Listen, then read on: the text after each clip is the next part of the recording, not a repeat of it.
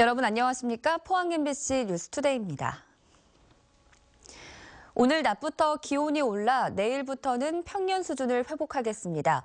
토요일에는 20도 안팎의 기온을 보이겠습니다. 송예림 기상캐스터입니다. 네, 오늘 하루 두 계절을 느낄 수 있겠습니다. 오늘 새벽에 대구에서는 첫서리가 관측됐고요. 경주는 영하권을 기록하는 등 아침에는 추운 초겨울 날씨를 보이겠습니다. 낮에는 맑은 하늘에 기온이 부쩍 오르겠습니다. 완연한 가을 날씨가 예상되는데요. 15도 안팎의 기온을 보이겠고요. 금요일인 내일은 평년 수준을 회복하겠습니다. 토요일에는 포항이 21도까지 오르는 등 대부분 20도 안팎의 기온을 보이겠습니다. 한편 당분간 대기는 건조하겠습니다. 산불 등 각종 화재 예방에 유의하셔야겠고요. 수분 섭취도 잘 해주셔야겠습니다. 자세한 지역별 날씨 알아보겠습니다. 경북 동해안 지역은 오늘 고기압의 영향으로 대체로 맑겠습니다. 낮 최고 기온 울진과 영덕 14도, 포항과 경주는 15도로 어제보다 높겠습니다. 울릉도와 독도는 새벽 한때 빗방울이 떨어지는 곳이 있고요. 점차 맑아지겠습니다. 한낮 기온은 울릉도가 12도, 독도 13도입니다. 동해상에는 구름만 낀 가운데 오늘 바다의 물결은 0.5에서 3m까지 일겠습니다. 토요일에는 기온이 20도 안팎까지 오르겠고요. 일요일에는 비 소식이 있어 기온이 잠시 주춤하겠습니다. 날씨였습니다. 경주에서 지난달 25일 이후 8일 만에 다시 지진이 발생했습니다. 오늘 새벽 3시 46분쯤 경주시 남남서쪽 10km 지역에서 규모 2.1의 지진이 났습니다. 기상청은 이번 지진은 지난 9월 12일 지진의 여진이라고 밝혔으며 지금까지 경주에서 발생한 여진은 508회로 늘어났습니다. 경주에서 지진이 발생한 지 50여일이 지나면서 한옥 피해가 컸던 고도보존지구는 복구 작업이 거의 완료돼 가고 있습니다. 하지만 경주 지역 전체 지진 피해 복구율은 아직 65%로 기대에는 미치지 못하고 있습니다. 김형일 기자가 보도합니다. 경북 경주시 황남동 일대 고도보존 육성지구입니다. 오래된 한옥이 밀집해 기와 피해가 많았는데 복구 작업이 한창 이루어지고 있습니다. 전국에서 온 기와 기술자들이 부서진 기와를 하나하나 드러내고 진흙을 깨 새 기와로 교체하고 있습니다. 저희 서울에서 왔는데 아무튼 우리 주민들이 너무너무 좋아하시고 주민들한테 도움이 좀 됐으면 하는 바람입니다. 고도보존 육성지구 내 기와 피해를 입은 200여 채의 한옥은 이달 초까지 복구가 거의 마무리될 것으로 예상됩니다. 고도보존 육성지구는 경주시와 우리 전국에 있는 문화재 돌봄 사업단과 군병력이 연인원 1,500명이 동참해서 이번 주가 되면 이 지역은 대부분 마무리될 것 같습니다. 부서진 기와 지붕 때문에 비가 새지 않을까 노심초사했던 피해 주민들은 이제 시름을 덜게 됐습니다. 이 지진이 날 때는 너무 막막했는데 뭐 어떻게 일반인으로 고칠 수 있어요. 근데 이렇게 해주니까 너무 기분 좋고. 하지만 전체 경주 지역 피해 복구율은 기대에 미치지 못하고 있습니다. 지진 피해를 입은 한옥 2,800여 채 가운데 34.5%인 990여 채는 복구가 완료되지 않았고 공공시설도 복구율이 50% 선에 그치고 있습니다.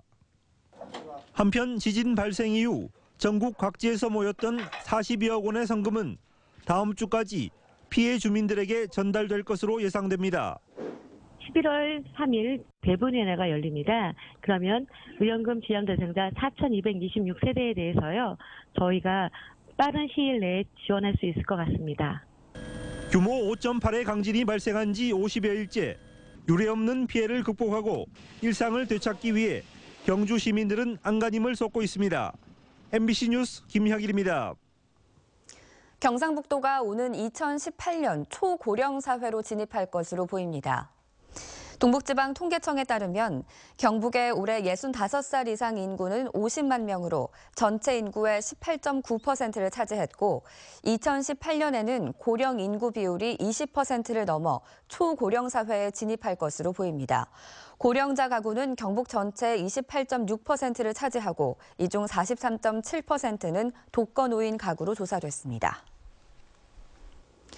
한국토지주택공사는 건축 기준이 대폭 완화된 포항 운하 주변 상업용지를 매각하기로 하고 오늘 공고하기로 했습니다.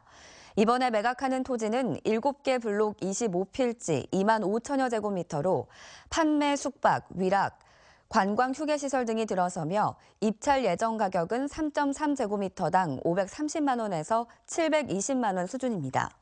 한국토지주택공사는 입찰 신청서를 받아 오는 23일 낙찰자를 발표하기로 했습니다. 포항경제의 동력으로 기대됐던 국가산업단지 블루밸리에 분양 신청을 한 업체가 한 곳도 없는 것으로 나타났습니다. 철강과 조선 등의 경기 침체가 심각하기 때문인데 관련 기관은 타겟 기업을 정해 홍보를 강화하기로 했습니다. 보도에 김철승 기자입니다. 포스코 이후 첫 국가산업단지인 포항 블루밸리. 현재 공정률은 43%로 공단의 모습이 점차 드러나고 있습니다. 하지만 LH 포항사업단이 1단계 산업시설 용지 19필지 137만 제곱미터를 지난 9월 말 분양 공고를 하고 지난달 20일부터 신청을 받았으나 한 업체도 신청하지 않았습니다. 지난 6월 개통한 울산 포항 간 고속도로 효과도 없었습니다. 주 업종이 철강과 조선업인데 관련 업체들이 투자를 확대하거나 공장을 새로 신설할 수 있는 그런 여력이 없지 않느냐. 특히 타이타늄 소재 공장을 짓기로 하고 지난 6월 포항시와 투자 양해각서를 체결한 서울에 본사를 둔 MTIG도 분양 신청을 하지 않았습니다. 지역 상공계 등과 협의회를 구성해 기업 유치 활동을 해온 포항시도 뾰족한 해법을 찾지 못하고 홍보를 강화하기로 했습니다. 특히 타겟 기업을 약 300개를 선정해서 특히 관리하고 있습니다. 이들 업체에 대해서 투자가 가능하도록 지속적으로 노력하도록 하겠습니다. 1단계 분양이 지장을 받으면서 1단계보다 63%나 많은 2단계 분양도 차질이 불가피하고 오는 2019년 목표로 한 공단 준공도 불투명하게 됐습니다. 포항의 희망인 국가산업단지 블루밸리에 입주할 기업이 없다는 것. 침체된 포항 경제의 한 단면을 보여주고 있습니다. MBC 뉴스 김철승입니다. 국제 신용평가사인 무디스는 현대제철의 기업 신용 등급을 기존의 Baa3에서 Baa2로 상향 조정했습니다. 또 신용 등급 전망을 안정적으로 부여해 포스코와 신용 등급이 같아졌습니다.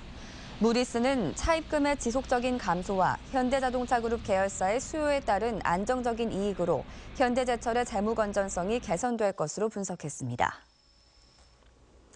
포스코 ICT가 에너지 다소비 업체를 대상으로 에너지 효율화 시스템과 전력 수요 관리 서비스를 동시에 공급하는 사업에 나섰습니다. 포스코 ICT는 내년까지 60억 원을 들여 전기 사용이 많은 동부 메탈을 대상으로 에너지 효율이 높은 설비를 공급하고 전력 수요 관리 서비스도 함께 지원하기로 했습니다. 이에 앞서 이 두 시스템을 자동차 부품용 주물 소재를 생산하는 성우금속에 적용해 연간 15억 원의 에너지 비용 절감 효과를 얻고 있다고 밝혔습니다. 박근혜 대통령의 지역적 지지 기반이었던 대구시와 경상북도에 최순실 국정농단 파문에 불똥이 튀지 않을까 우려되고 있습니다. 특히 국회 예산심사가 진행 중인 내년도 국비 예산 확보와 정부의 지역 현안 추진에 차질을 빚지 않을까 걱정하는 목소리가 큽니다. 보도에 박재형 기자입니다. 최순실 게이트 여파로 정부와 여당의 국정 추진 동력이 타격을 받으면서 대구시와 경상북도의 국비 확보에도 비상이 걸렸습니다. 여서야대 전국에다 김영란법 등의 영향으로 가뜩이나 국비 확보가 만만치 않았던 터에 최순실 게이트로 지역 정치권이 더욱 위축돼 엎친 데 덮친 격입니다. 자체적으로 오히려 하고 있는 사업들이 전체적인 문제 기류가 이렇다 보니까 신규 사업들이 하기가 좀 어려워지지 않을까 그런 걱정을 하는 거지. 정부와 함께 추진해온 지역 현안 사업과 전략 산업도 차질이 불가피할 전망입니다. 야당이 문화융성, 창조경제 등 정부 예산안에 숨어있는 최순실 의혹 예산을 대폭 손질하겠다고 나섰기 때문에 지역 창조경제혁신센터와 문화 관련 예산도 안심할 수만은 없는 상황입니다. 원래는 거의 1.5배 정도로 이제 확대된다고 얘기가 있었거든요. 그러다가 이번에는 다시 이번에 수준으로 된다고 하더라고요. 특히 현 정부의 국가 핵심 정책과제도 최순실이 개입됐다는 의혹을 낳고 있어 대구시의 자율형 주행차, 헬스케어, 경상북도의 타이타늄 산업과 스마트 기기 등 지역 전략 산업 추진에도 불똥이 튀지 않을까 우려되고 있습니다. 현 정부에서 어쨌든 모토로 했던 지역 전략 산업이나 이런 부분들은 조금 우려스러운 걱정을 하고 있습니다. 저희도. 이번 사태가 장기화될 경우 정부 여당의 사업 추진 동력이 더 약화되면서 치수원과 대공항 이전과 같은 지역 수건 사업에도 직간접적인 영향을 미칠 것이라는 우려의 목소리가 나오고 있습니다. MBC 뉴스 박재영입니다. 이른바 최순실 게이트로 친박이 주류인 대구 경북 정치권도 동력 상실과 함께 구도 변화가 불가피할 것으로 보입니다. 정치권 내부에서는 최순실 게이트에 따른 친박 책임론이 거세게 일고 있어 친박이 해체 수순을 밟을 것을 기정사실화하고 있습니다. 이에 따라 지역 국회의원 가운데 친박계로 분류되는 의원들의 상당수가 이탈될 것으로 예상되고 있고 중앙 정치권에서의 위상 추락으로 앞으로 대구 경북의 국비 예산 확보와 현안 추진에도 차질을 빚을 것으로 우려됩니다. 포항 남울릉 박명재 국회의원은 포항시 대송면 송동리 마을과 장흥동 지역의 고압 송전선로를 이설하기로 했다고 밝혔습니다. 대송면 송동리 마을에 인접한 철탑 4기는 마을 옆으로 이설되는데 예산 17억 원은 전액 한전이 부담하고 장흥동 철강공단을 지나는 송전선로는 한전과 포스코가 반반씩 부담해 이설합니다. 포항 북구 김정재 국회의원은 죽도시장 아케이드 설치 공사에 필요한 특별교부세 7억 원을 확보했다고 밝혔습니다. 이에 따라 죽도시장 개풍약국에서 어시장에 이르는 400m 가운데 마지막 남은 100m 구간에 대해서도 내년에 마무리 공사가 이루어질 수 있게 됐습니다. 비싼 몸값을 자랑하는 대게철이 돌아오면서 동해안 항구는 다시 활기가 넘치고 있습니다. 어제 포항 구룡포항에서 열린 대게 첫 위판 현장에 이규설 기자가 다녀왔습니다. 배 밑바닥에서 들어올린 바구니 안에 살아있는 대게가 가득합니다. 크기와 종류별로 대게를 분류해 위판장 바닥에 가지런히 늘어놓습니다. 위판 시작을 알리는 종소리와 함께 본격적인 경매가 시작됩니다. 세 마리.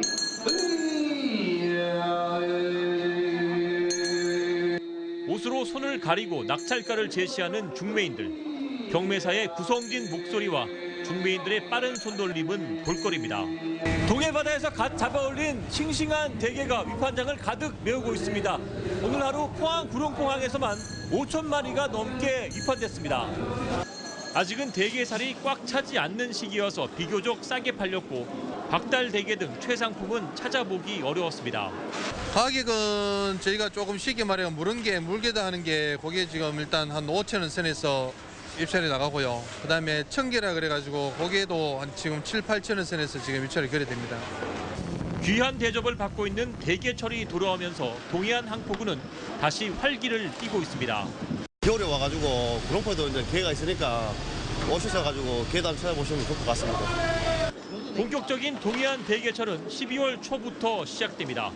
MBC 뉴스 이규설입니다. 정부의 3차 전국 항만 기본 계획에서 울릉항 여객 부두가 빠져 울릉도 주민들이 반발하고 있습니다. 울릉항 기본 계획은 2014년 정부 용역에서는 해군과 해경부두를 비롯해 국가어업 지도선과 여객부두 1선석이 반영돼 추진됐지만 울릉공항 건설로 해상 여객 수요가 줄어들 것으로 예측되면서 지난 7월 계획에서 제외됐습니다. 울릉구는 도동항 접안시설의 월파로 지난달에도 여객선이 울릉도에서 포항으로 되돌아갔다며 새로 건설되는 울릉항에 파도로부터 안전한 여객부두가 반드시 필요한 만큼 정부와 정치권의 대책을 호소하고 있습니다. 포항교육지원청은 2018년 3월 개교를 목표로 포항 양덕지구 안에 중학교 한 곳과 초등학교 한 곳의 설립을 추진하기로 했습니다. 교육청은 포항 양덕중학교와 양서초등학교 부지 소유자인 중흥건설로부터 최근 학교 설립을 위한 토지 사용 승낙을 받고 학교 설립을 위한 행정 절차를 진행하고 있습니다. 해당 부지는 그동안 학교용지 소유권 소송으로 학교 설립이 지연되어 왔는데 교육청은 소송 진행과는 별도로 학교를 우선 착공할 수 있도록 부지 감정평가액을 추경 예산에 편성해 학교 신설이 가능해졌습니다. 요즘 농촌 지역에서는 수확을 기다리는 사과가 과수원마다 주렁주렁 매달려 있는데요. 기온이 더 떨어지기 전에 수확이 시급하지만 일손 지원은 줄고 인건비는 오르다 보니 농가마다 어려움을 겪고 있습니다. 조동진 기자입니다.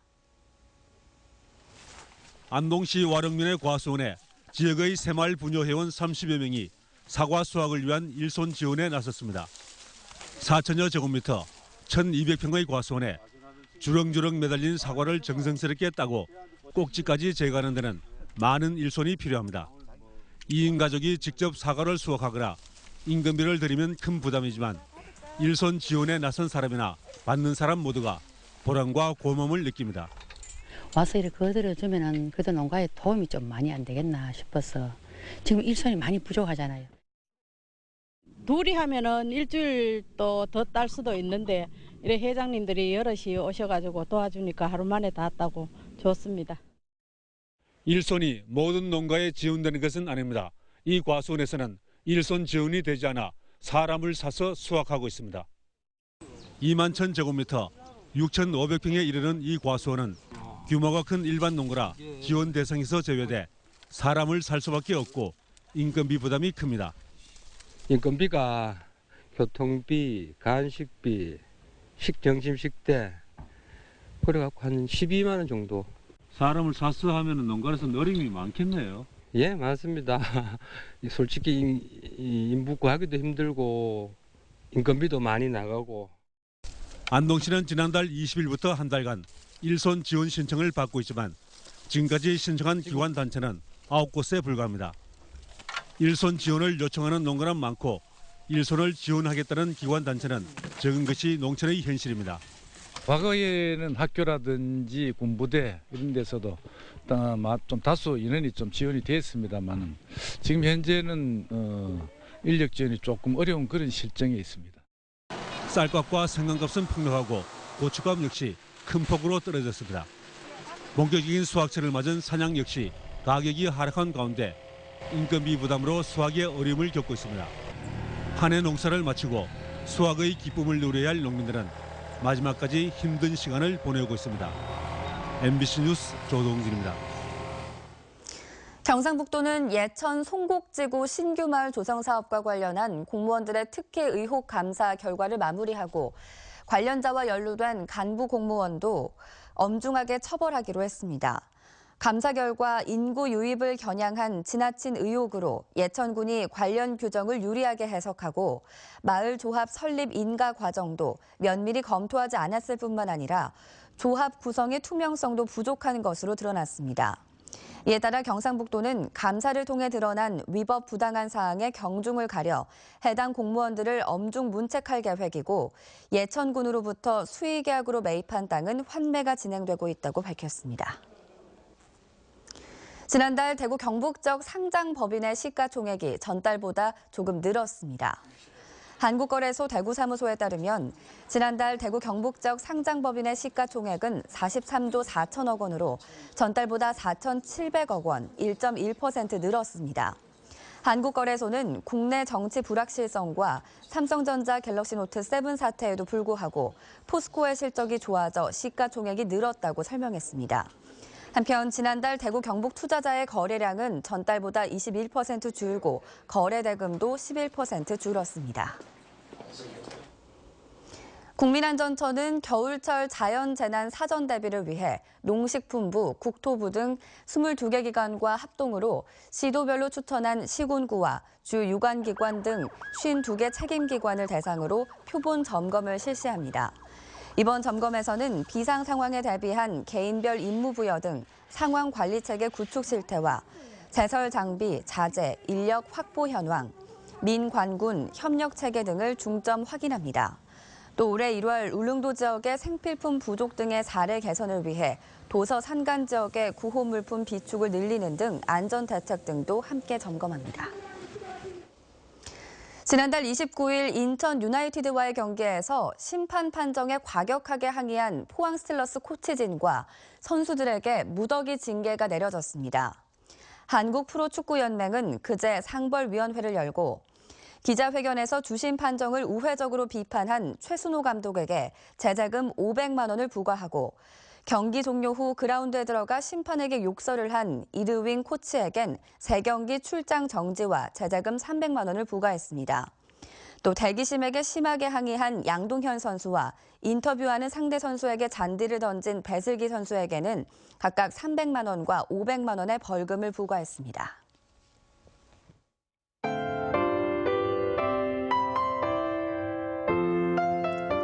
네, 오늘 하루 2계절을 느낄 수 있겠습니다. 오늘 새벽에 대구에서는 첫서리가 관측됐고요. 경주는 영하권을 기록하는 등 아침에는 추운 초겨울 날씨를 보이겠습니다.